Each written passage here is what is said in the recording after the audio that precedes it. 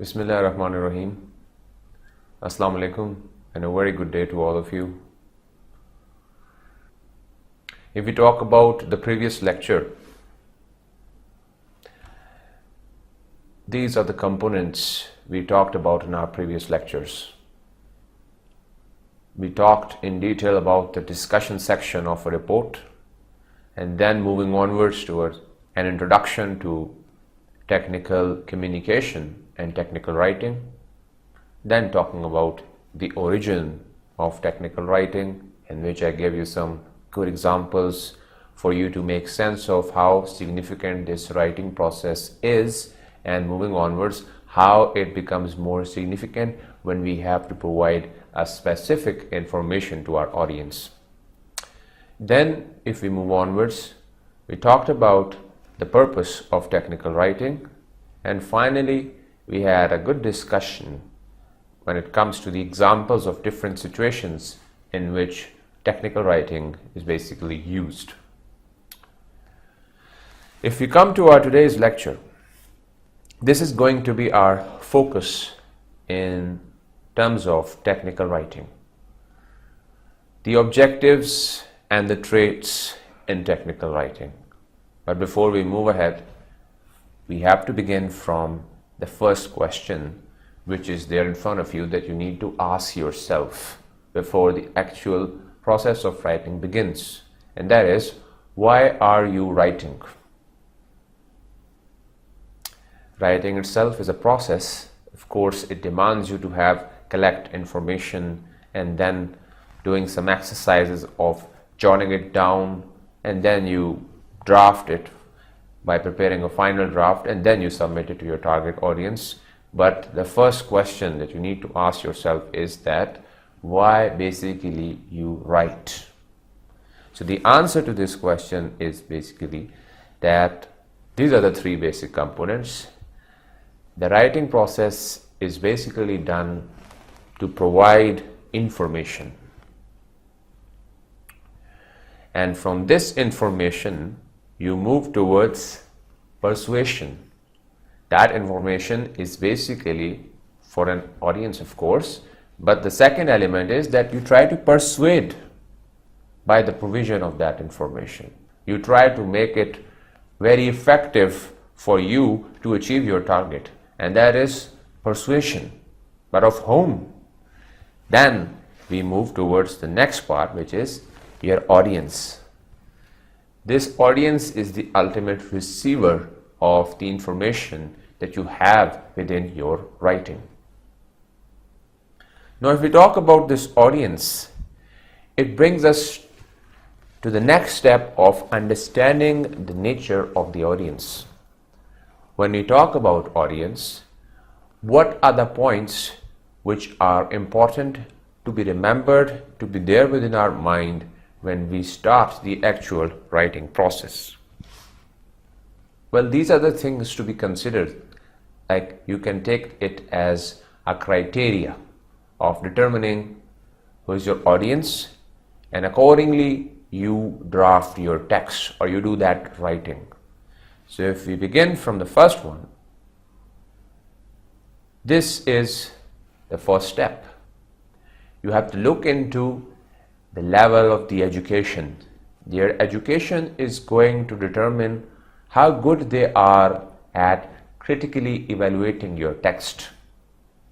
Of course, you talk to a child who has just begun learning the basic steps of writing or the basic steps of a language. Of course, you will simply anticipate that I have to provide details within my text.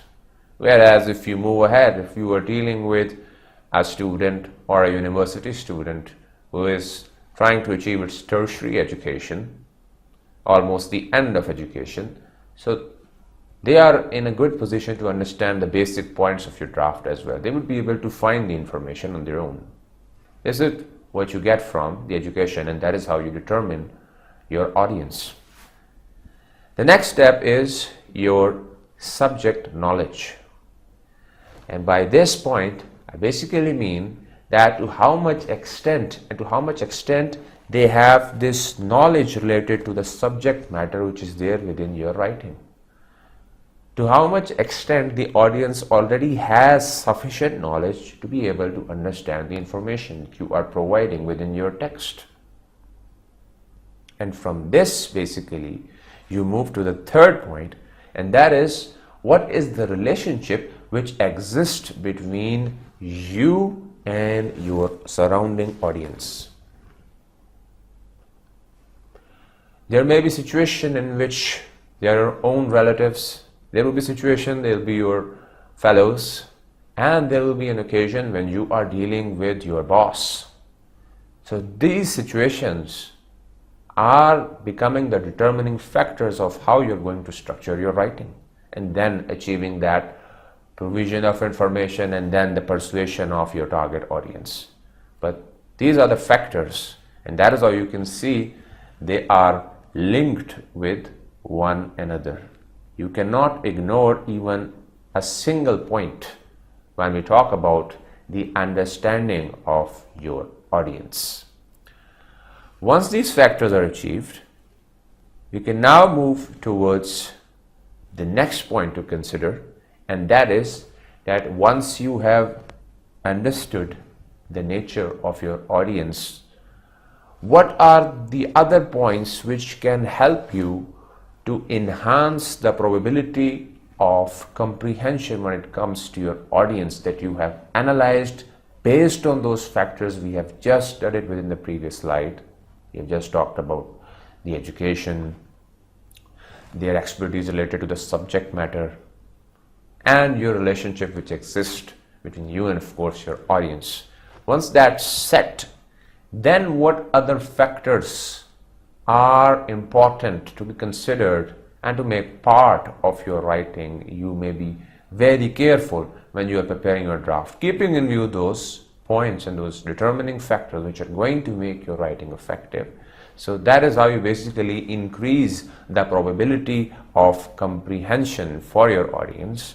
So we have some points here. If you can just look into these points, we have clarity, and it's written over here for your own good understanding that by clarity we means that something which is easily understood by your intended audience.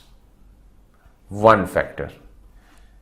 The next is basically your conciseness, and by conciseness we have talked in detail about it as well, but we're going to discuss it over here with respect to the objectives of technical writing. By conciseness we means, of course, clarity, but to make it more crispy. And by this word crisp we means to put it in a nutshell. This is what we means by conciseness. Then, of course, the third factor is accessible document design.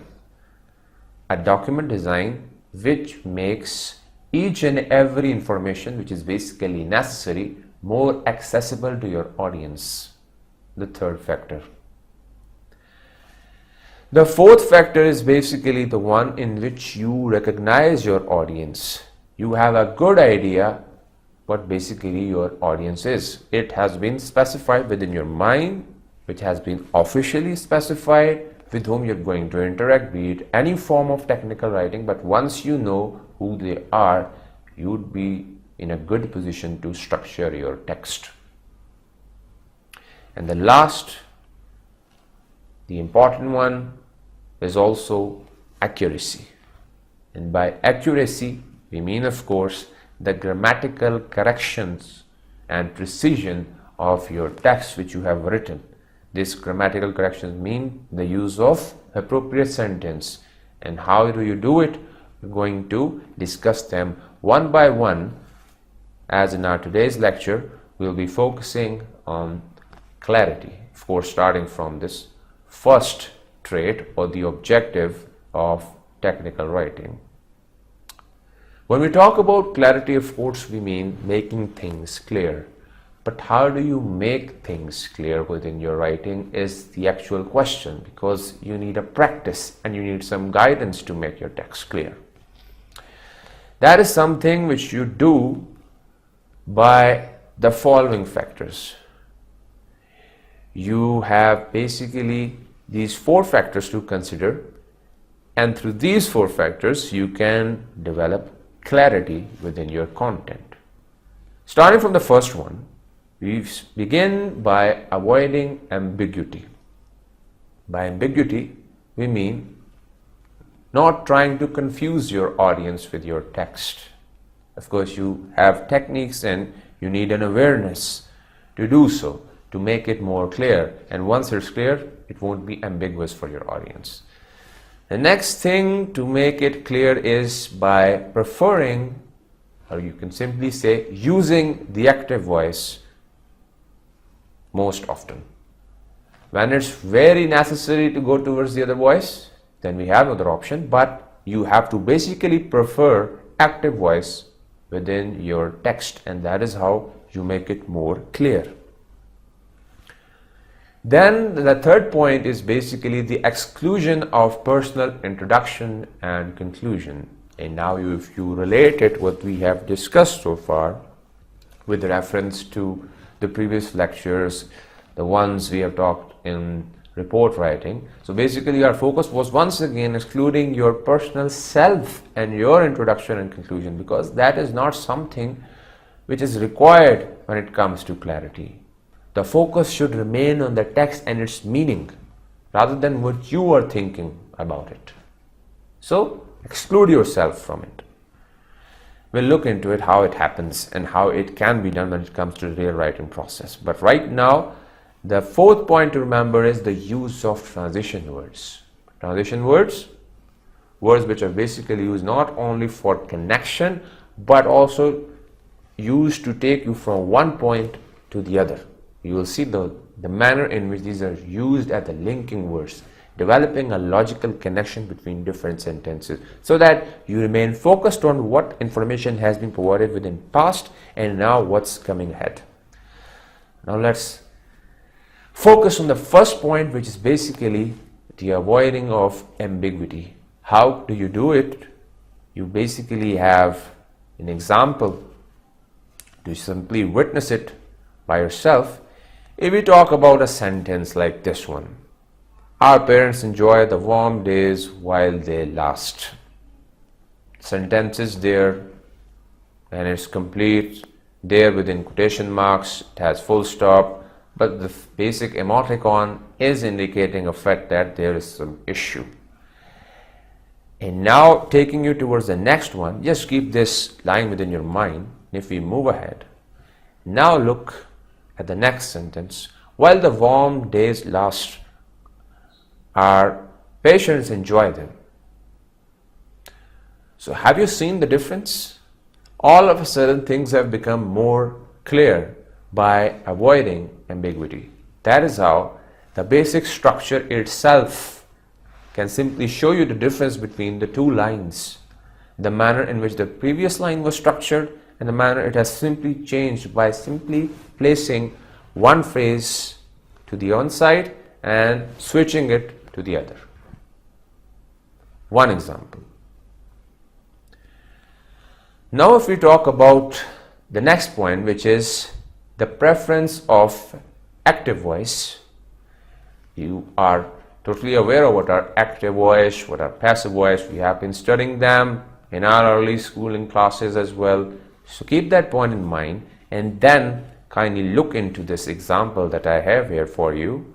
Once again, starting from this first example of passive voice, which is an inaccurate report about the university's plans presented by John appeared in the media. So basically, information which was supposed to come at the end has come at first place, and who was the one? It has come at the end. So you had to read the whole text first and then you would realize who was the actual person. So instead of this, what if you simply say, John gave an inaccurate report about the university's plans to the media? You clearly have an idea who was the actual person. You have the person here. And the story ends. Then you will know what he actually did. But you have the actual data here right now in front of you. So that's how you will be happy. Now let's have a look at the second example. And now this one is more related to the use of active and passive verbs. We have talked about active voice and passive voice, the whole sentence, but now it will be more related to the use of active and passive verbs. So if we look at it, the first passive verbs example is the experiment was conducted so that the relationship between the two theories could be examined. Was conducted so that this and this happened. So instead of saying all this, what if we simply say the experiment examined the relationship between the two theories? Everything is clear. Your readers are also getting a clear idea what's actually happening, rather than the use of more and more excessive words and reducing the importance of the verb itself. What if you simply just highlight the verb which is actually doing the task? So the examination is happening, and what is basically examining? Like the experiment. So things have become more clear when it comes to the use of active verbs. So that is how the whole story has changed when you have changed the structure over here from this one. That is how you change the structure from passive to active verbs. Now if we talk about the third point, and exclusion of personal introduction and conclusion, you will have an idea once again when we talk about the example itself. Just have a look at this one. In my opinion, you can easily forget how different life was 50 years ago. Now it's more or less oriented towards you, that it's your opinion. Of course, you are the one providing the information and taking the audience towards the persuasion, but there could be another way which is more clear and explicit, more lucid of saying the same information. When it comes to, it is easy to forget how difficult life was 50 years ago. The focus has shifted towards how difficult life was 50 years ago rather than in your opinion. Why your opinion? If you want things to be more clear, you have to focus on them rather than your own opinion. That is how you can simply make the text more clear. Your writing will become more clear by excluding personal introduction. Talking about the next factor, which is the use of transition words. I just told you how they simply link things, develop a logical sequence so that you may not go astray. It may not be the case that you are thinking this information was saying one thing and all of a sudden where are we heading? So these are the factors, these are the words which are used to link them together. And how do they do this thing? This is just a definition for you: to combine thoughts between sentences for making up the flow smoother and the switching of idea less abrupt. So this is what they do basically. And how do they do it? These are basically the words. As you can see, however is used, therefore, coming at the sentence based on the information provided you use. Therefore, if you want to just give a contrast, you try to say however, then although is also followed by another word which is yet, for linking two statements together. That is how you correct. In addition to an information, then you say furthermore. In addition to the information which is provided, then you say furthermore, these are also some of the factors. So, and so on and so forth. The examples in their explanation can go onwards, but the point is clear. These are used to combine thoughts between sentences for making the flow more smoother, and so that making it less abrupt, that you are switching from one idea to the other. So remember the basic concept as well. Now it's time for the example. If you start from the wrong one, students should be on time and they should be prepared as well. So they should do this and they should also do this. Okay, fine, we got the idea. But to say it in a more clear manner, how about if we say it as students should be on time and furthermore they must be prepared. So this word has simply linked this and this. Both informations are being connected by the use of this transition word. This is the importance of using the transition words, making your text more clear and legible. Over here, there is a good example for you for your own practice. Just have a look at it. Of course, the explanation is there at the top for you that it's a flawed memo, not a correct memo to remember and to follow that procedure and the format. Written by a manager to a newly hired employee, and it's highlighting the importance of clarity for you. Of course, we have some relevant points following the format, but the rest of it is simply, making it more ambiguous. Please plan to prepare a presentation on sales. Who? Make sure the information is very detailed. About what? And what do you mean by detail? What do you basically require? Specify. And thanks. So, where? Who is saying thanks? There are many things which are missing over here. Just to give you an idea what other factors are important when it comes to clarity. An example which has been taken here, you have the reference, you can look into the detail as well. But the point here is to highlight that we are missing this checklist within this memo. And this checklist basically tells you that who is the audience which is being addressed and who will know what. Will the audience know a great deal? And this point is also taking us to the nature of the audience. High tech, low tech and lay. This would be coming as well in the upcoming lectures as well. You will realize how the nature of the audience varies. We have a way to classify and categorize the nature of the audience as well, and we say that it's high tech, it's low tech and lay based on their grasp and command over the subject matter. But over here the point is, how much do they know? Who is our audience? If we don't know, how are we going to determine whether they are really getting the point or not? And then what is basically the task? So we don't know who, then we don't know what is basically it about, then when should it be completed? We are not getting some timelines. Then secondly, what's the basically place where it's all happening? No time, no space. Then what's the basic reason? Talking about what's the basic rationale because of which we are doing all this stuff, and then how it is to be performed and how it is to be carried out. No details provided over here, and this is basically the point to remember here, that the reason why the checklist is shared is that whenever the time comes of the actual writing process, this checklist should be there in front of you. And if this checklist is there, if you are fulfilling all the W and H, then you would be able to write the actual task, because you will fulfill all the needs, and then there won't be an issue when the actual writing process begins. And once you're clear about it, this is the point here to practice.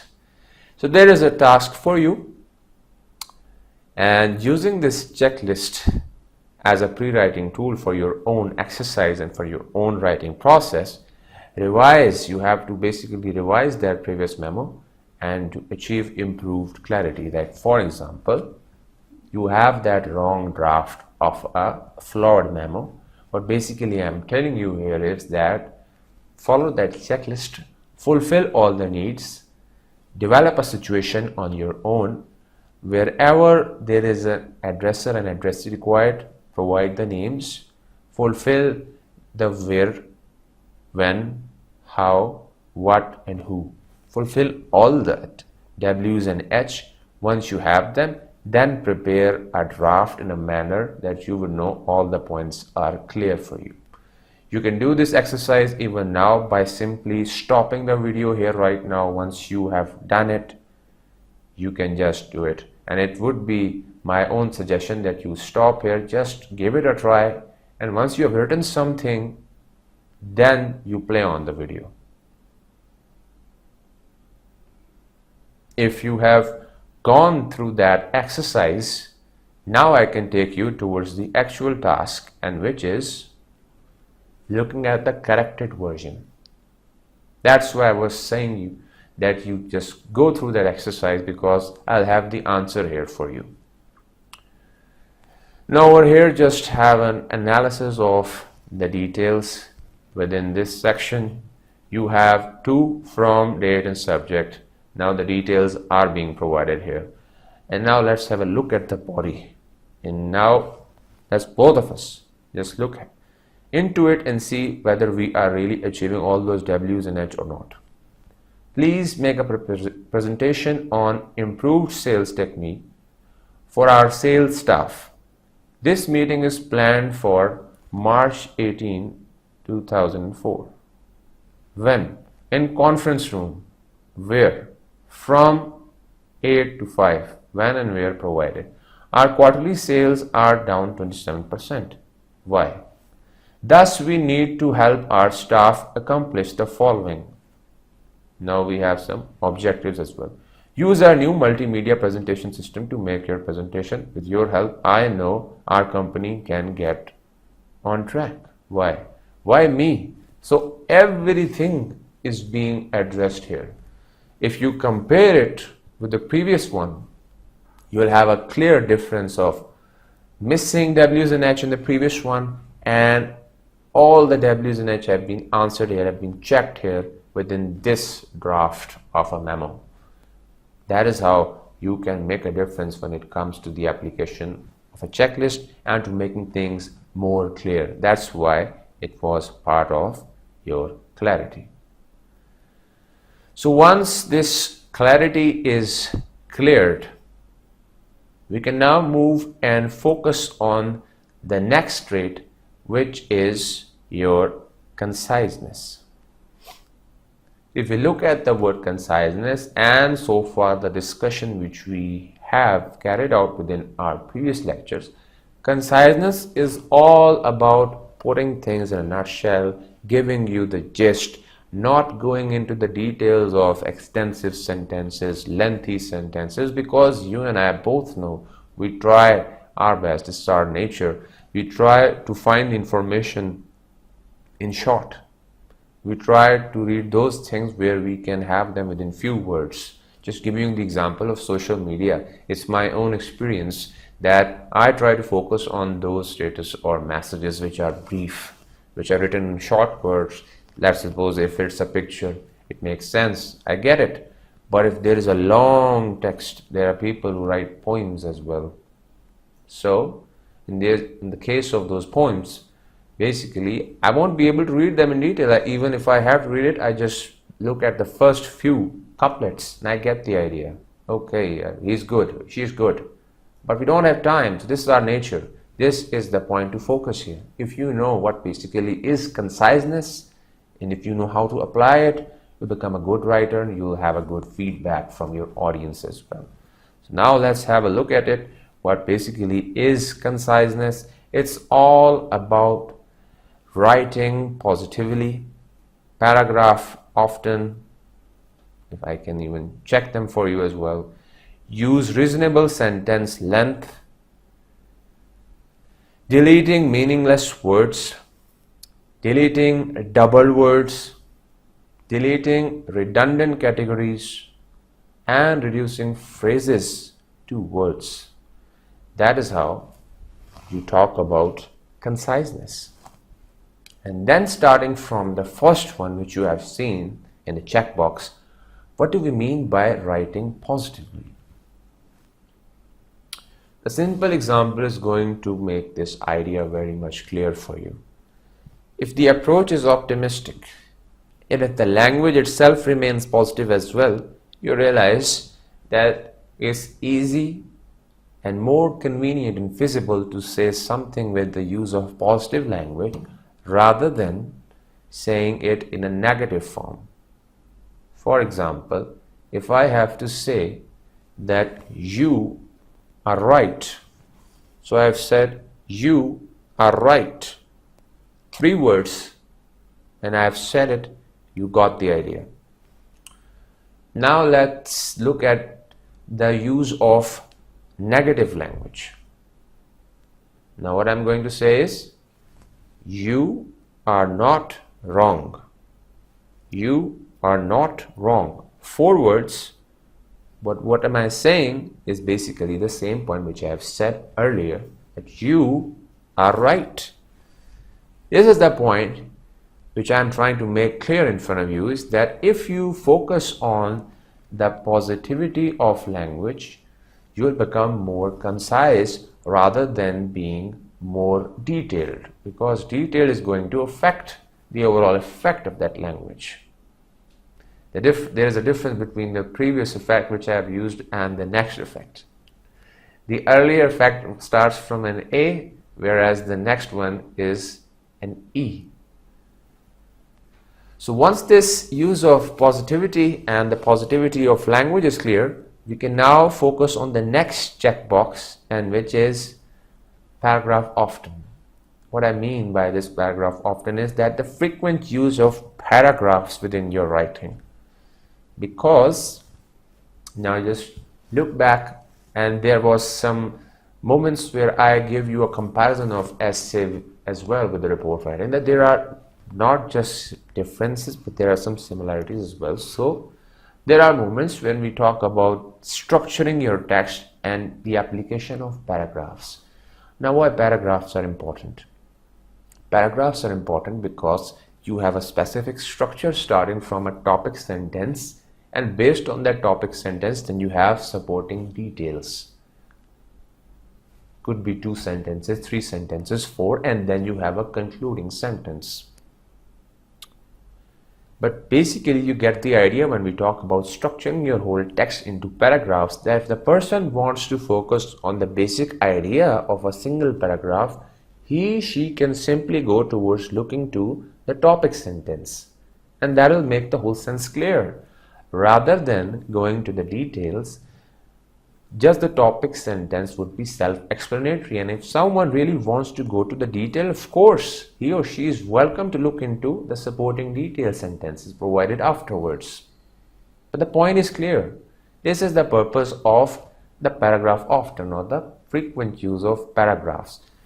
You break up complex text into paragraphs to make it more sensible, more logical, more connected. Your ideas are linked when we talk about using paragraphs.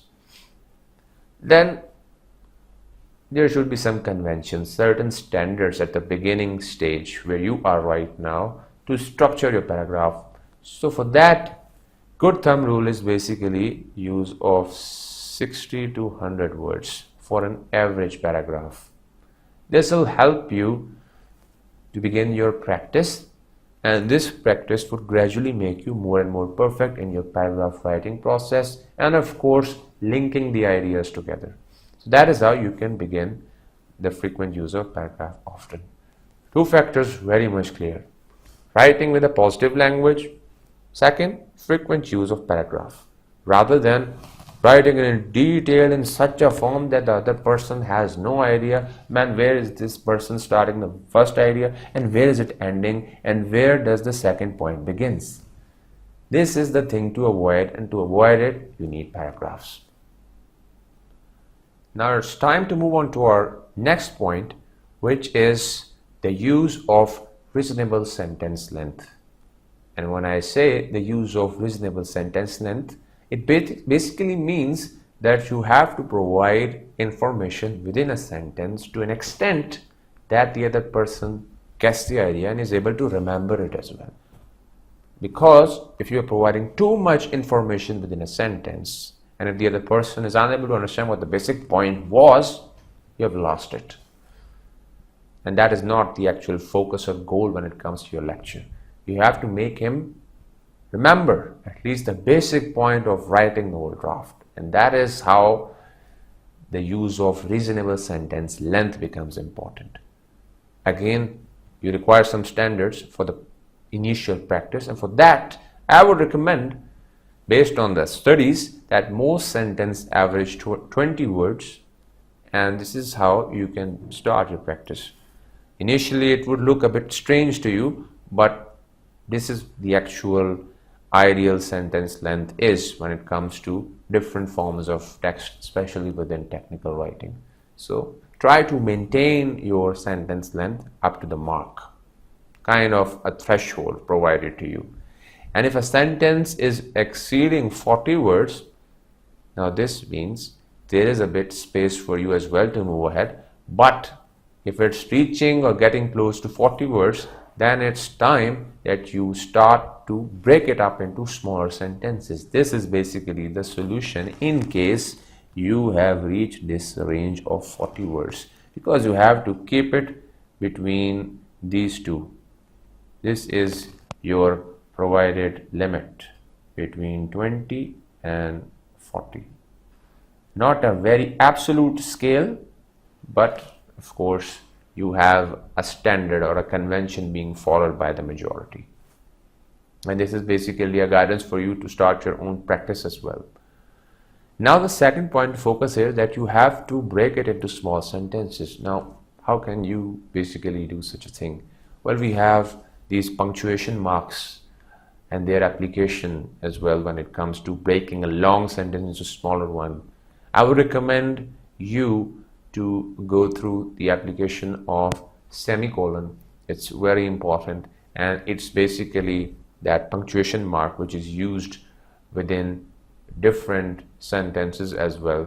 There is a scale basically that if you have to place a permanent stop, then you use a period, a full stop.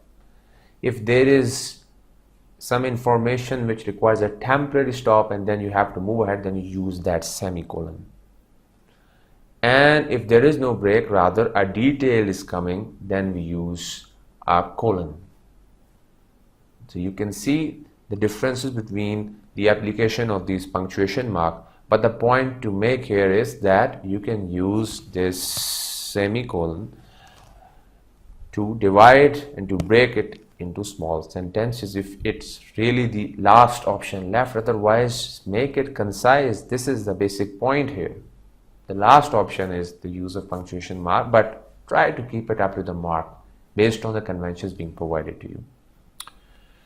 So, conciseness being made clear as well, but moving ahead to using a reasonable sentence length, we should have some examples here for you to get the idea as well.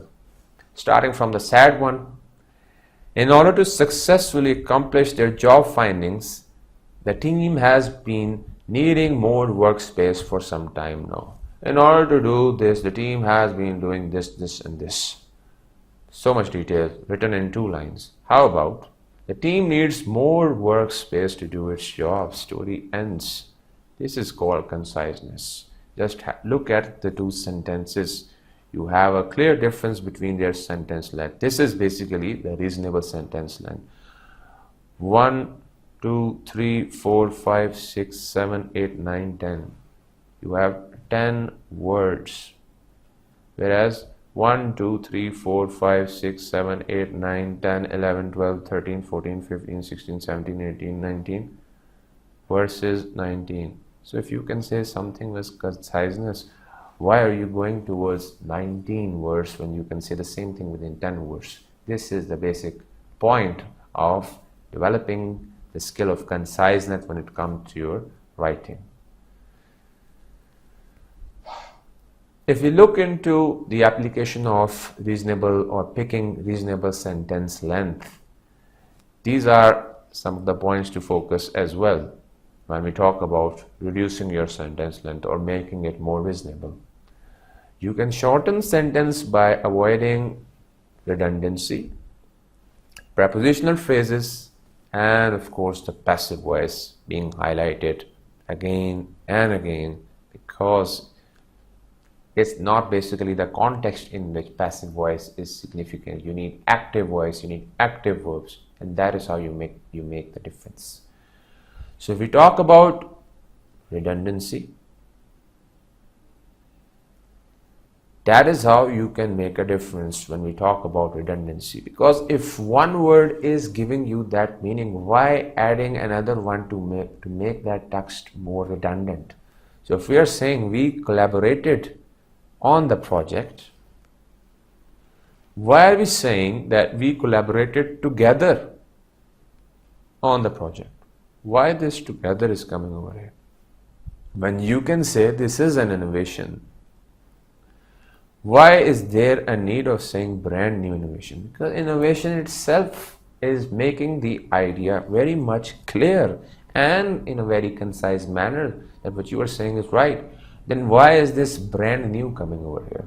So this is how you avoid redundancy. The alternative is to eat soup. Idea is clear with conciseness. The other alternative is to eat, again, you are confusing your audience. These are the basic, the general examples to make you realize what redundancy is and how you can avoid it. Avoiding prepositional phrases, because it's a preposition which exists in the form of a phrase. You have different phrases. You have noun phrase, you have verb phrase, you have prepositional phrase. But the point is that these are the phrases which have different functions. Over here, the phrase which performs the function of a preposition, which is formed by a preposition, is known as the preposition phrase. But this is not the point to be using prepositional phrases over here. The point here is to avoid them because they are making it more wordy, more lengthy, and taking you from that, away from that mark of reasonable sentence length. We talked about it, 20. Good. But if you're moving ahead, again, it's creating problem. So look at the example. If you talk about the concise one, he drove rapidly, verify. He drove at a very rapid rate. What's the point of using so many words over here? The sentence has said it. It's so clear and concise. I'll see you soon. I will see you in the near future. I received your email message requesting a pay raise. I am in receipt of your email message requesting an increase in receipt. Just have a difference here. Idea is becoming very much clear. That is how you can make the difference by avoiding use of prepositional phrase. Have you got the idea? Earlier, we have talked about some other points, and now over here, once again, the point has become clear that prepositional phrases are to be avoided as well because this is what they do. Now looking at the next point, which is related to the passive voice. Passive voice, or the use of passive verbs, is going to create the same problem, diverting your reader's focus from the actual point, which is your subject matter. Talking about, I decided to run for the office. Look at the active voice on the right. I decided to run for the office. It is my decision to run for office. Yeah, if you have decided, the story is over, it is my decision. Is there a need? It is my decision. Decision is becoming important. This is the thing, the difference between the two situations. If you are saying a sentence with the use of active verbs and within an active voice, it would not only be concise, it would be clear as well. Rather, saying it in passive voice, making it more lengthy and detailed, more confusing. 16 people tried out for the basketball team. There are 16 people who tried out for the basketball. There are so much detail, so much length. Again, Tom purchased the computer. The computer was purchased by Tom. So over here you have the subject. Tom is the focus, who did the job. Over here, the computer has become more important as it has become in possession of Tom. This is the difference. So it depends on who is your focal person, who is your subject matter. And in case of technical writing, your focus remains on the subject matter, which is why you need to use the active voice. Another factor to remember is the deletion of meaningless words. Now, what do we mean by meaningless words? Of course, we have words and every word convey a meaning, but in case of these words, basically these are the words which are tools to help you in case of your oral communication, when you're talking verbally. They give you a time, a mental time to reconceptualize and augment and accumulate the ideas that you want to deliver to your audience. So they are basically the words which are not actually adding meaning to your sentence. These are basically the words which are used in case of oral communication to help you think of what you have to say to your audience. Of course, for example, if I talk about myself, if I have to say anything to you, I have just said, just rewind and you will realize I said for example. So, just to reconceptualize and arrange my ideas, sometimes I say so, sometimes I say sometimes, and for example. So these are the words which I am using just to collect my ideas to convey it to you. But within written writing, it is going to create distraction. So words such as basically, generally, kind of, actually are the words which are to be avoided, because in case of written writing, these are meaningless. They have no use. You have to provide facts and figures, which has remained the point within my lectures throughout.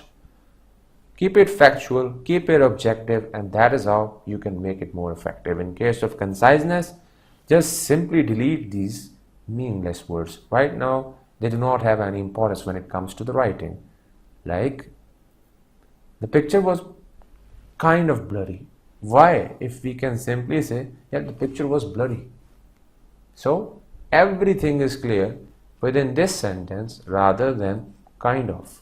We don't require kind of. Now moving to the next factor, which is deletion of doubled words. There are words where the meaning of two words coming adjacent to one another have the same meaning. Again, there are situations where you can, to an extent, use them just to make your language effective. But again, the focus shifts towards the oral language. They become more oriented towards your oral communication, or the ones which is basically in the form of speech. But in case of your written, and you talk about conciseness, so conciseness comes from giving you the gist. If there are 3 words, and if you can convey the meaning with just 1 word, that is the point. So rather than saying goals and objective, just pick one. Each and every, either say every or say each. First and foremost, just say first. Fully and completely, just pick one. Basic and fundamental. In case of academic writing, we have a mode where we simply try to go for the word which seems more appropriate, more formal, more academic. And that is a choice which you need to make as well, keeping in view the context in which you are writing. So, one and the same is the same thing, from where you have to pick one. Ways and means, just pick one. Point is clear that instead of doubled words, pick one word which seems more appropriate to your writing, and just pick it one and use it. That is how you delete double words. Then, of course, another factor to consider to maintain conciseness is deleting redundant categories. By redundant categories, you have some categories here. We are talking about shape, size, color, weight, taste, appearance, texture, character. These are, calling them variables, you can call them categories.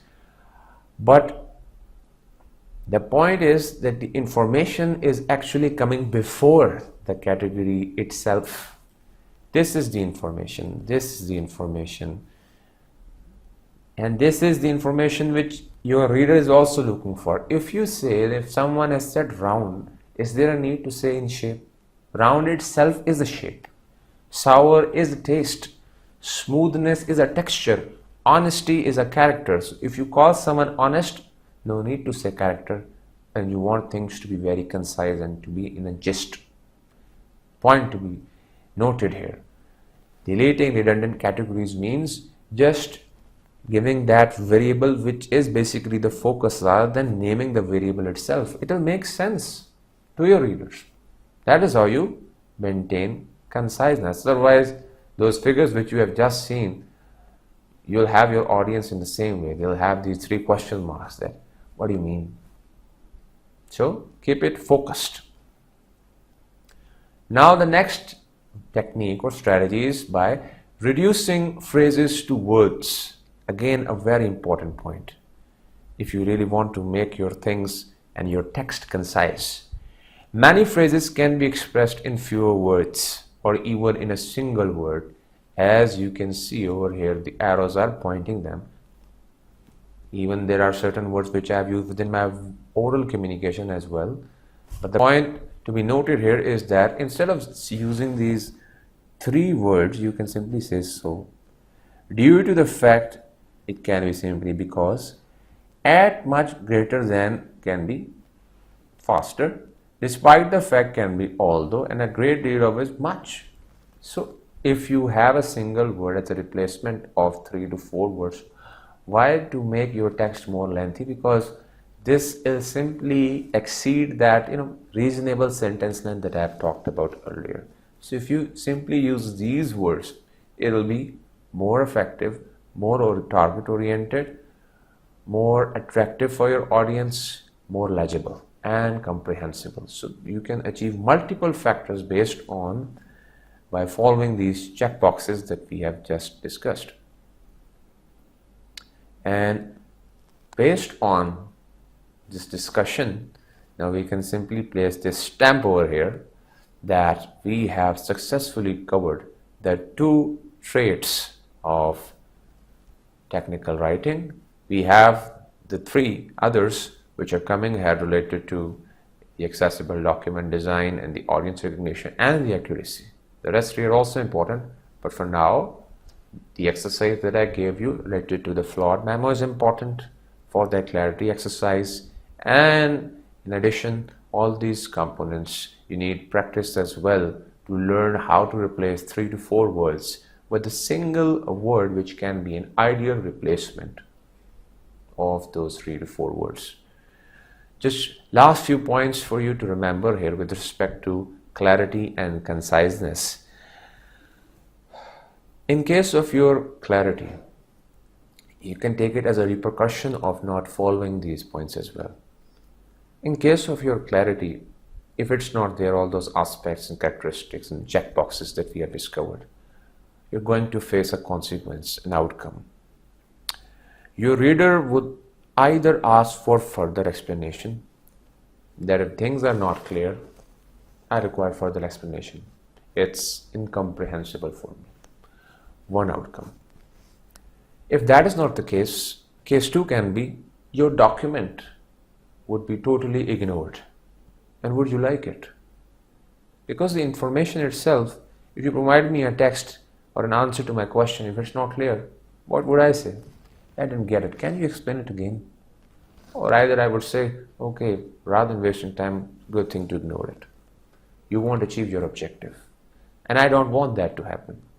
So that's why clarity becomes important. Then the next thing is, when it comes to your clarity, you should develop this ability to say the same point to multiple readers.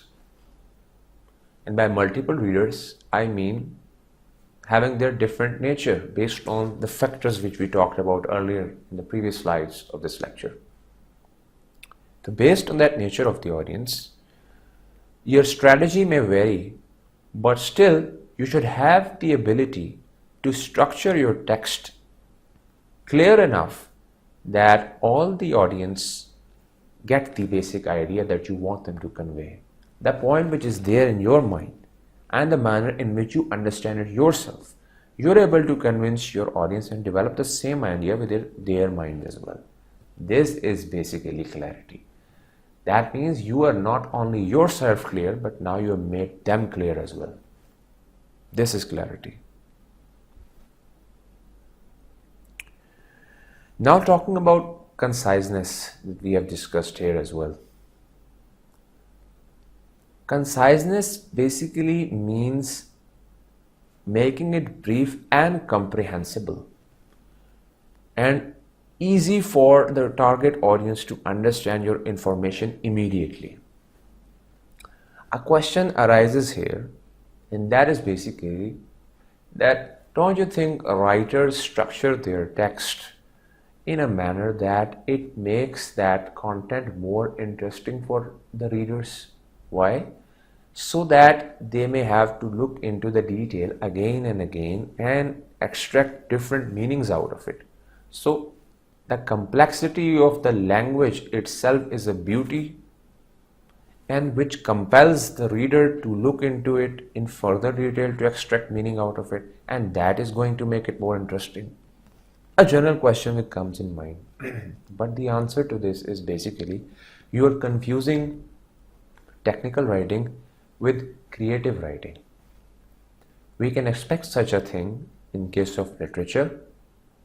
We can expect that complexity or the use of symbols and many other literary devices when we talk about creative writing, because that is basically the purpose of that writing, giving you that aesthetic effect at the end of reading that text, taking you to multiple complexities that you are extracting multiple themes, meanings, symbols, allegories, and there are many other literary devices as well that we can talk about. But the point is, the purpose of that form of writing is complexity and taking you to tougher lines when it comes to the comprehension of the text. But creative writing is different from technical writing, and right now technical writing is the focus of our lectures. And that is how you need to keep in mind that when it comes to conciseness, not to put it in a nutshell or provide a gist in such a way that your audience gets confused. Do not take them towards a confused side where they have to find other text as well. Otherwise, once again, ignorance or further explanation. So, putting it in a nutshell, but in a way that it makes sense. It is logical, it is clear and comprehensible. So, these were some of the points that I wanted to clear and clarify. Again, I want you to have clarity as well when it comes to my own lecture. And that's why giving you a difference between creative writing and technical writing. And another point, just the last point to remember, is related to our context as well, the developing context. You would be viewing my lectures through different media. You can have a PC, you can simply watch me on laptops, you will be watching me on mobile phone screens as well, you can watch me on tablets as well. Now this tablet or the different sizes of the screens are basically the frames which are limiting or providing us a scale of conciseness that we have to follow and that we have to keep in mind when we are preparing our text. Talking about, giving you an example of a resume. The resume is basically expected to be of 1 page because your employer or the boss, your future boss, won't have time to look into pages and pages of what you have done, your achievements. No, they need just basic information. So this page is the frame, limiting you to be more concise and specific when it comes to your writing. No need to go into the details of yourself. Talking about the example of a letter, it can be one and the same. Letter, if it's a cover letter or letter of some sort, if it's of page, the page itself is a limit and the body would be even shorter. That's why you have to be more concise to convey your ideas in a better and effective way. Talking about an email, in case you require details, if you want to give details to your audience or your addressee, then you separately attach the accessory documents. As an attachment, you mention it as well, but your basic information is within a paragraph. You try to provide it in a paragraph, a single paragraph too, but you do not go into the details. So once again, these different media tools of technical writing are the limiting factors of determining the extent of conciseness required within your writing. Hopefully you caught the idea, and it's a very important point to remember here. This is basically the significance as well of teaching you what clarity is and conciseness is.